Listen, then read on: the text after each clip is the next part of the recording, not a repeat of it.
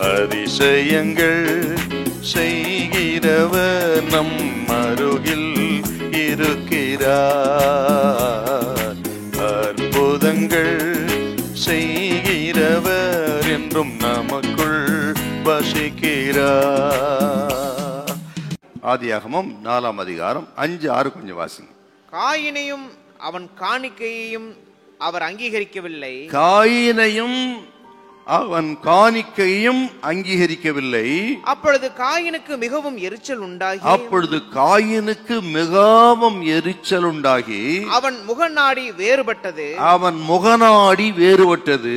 எரிச்சல் உண்டாகி முகநாடி வேறுபட்டது. காயினுக்கு எதனால?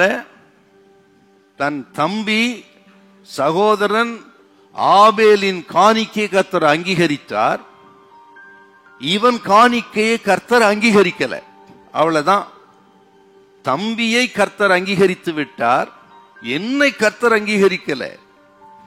என் காணிக்கை ஏற்கல, என் சகோதரன் காணிக்கை கர்த்தர் ஏற்றுக்கொண்டார். ஆகவே முகநாடி வேறுபட்டு எரிச்சல் அடைந்தான். காரணம் பொறாமை. விளைவு தன் சகோதரனையே கொலை செய்தார். பொறாமை எதையும் செய்யும் துணியும், எதையும் செய்ய யோசிக்காது. அதான் பொறாமை. அதே போல மனுக்குலத்திலேயே முதல் கொலை காயின் பண்ணதுதான். காரணம் பொறாமை. பொறாமை பார்த்தீங்களா? எவ்வளவு எத்தனை பயங்கரம் பாருங்க. அந்த பொறாமை நம்மை காட்டிலும் அதிகமாக யாராகிலும் தேவனால் ஆசீர்வதிக்கப்பட்டால் சந்தோஷத்தான் படணும்.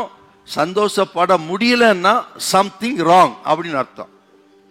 நமக்குள்ள நம் சகோதரிகள் ஆக ஒருத்தரை தேவன் ஆசீர்வதிச்சா சந்தோஷப்படணுங்க. பிள்ளைகளை தேவன் ஆசீர்வதித்த சந்தோஷப்படணும்.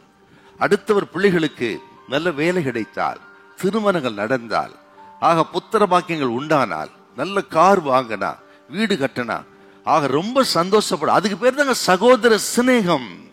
அதுக்கு பேர் தான் ஒரே குடும்பம். திருச்சபங்கிறது ஒரே குடும்பம். ஒரே குடும்பத்தில் இருக்கிற சகோதர சகோதரி மத்தியில இந்த சந்தோஷம் நமக்கு வரணும். அதுதான் கிறிஸ்துவின் சந்தோஷம். ஒருவர் அப்ரிசியேட் பண்ணுங்க, என்கரேஜ் பண்ணுங்க, ஜெபம் பண்ணுங்க, தோத்திரம் பண்ணுங்க. கர்த்தர் உங்கள் பிள்ளைகளை உயர்த்துவார், உங்களை உயர்த்துவார். கர்த்தர் நம்ம கைவிடவே மாட்டார். ஹல்லேலூயா, ஹல்லேலூயா.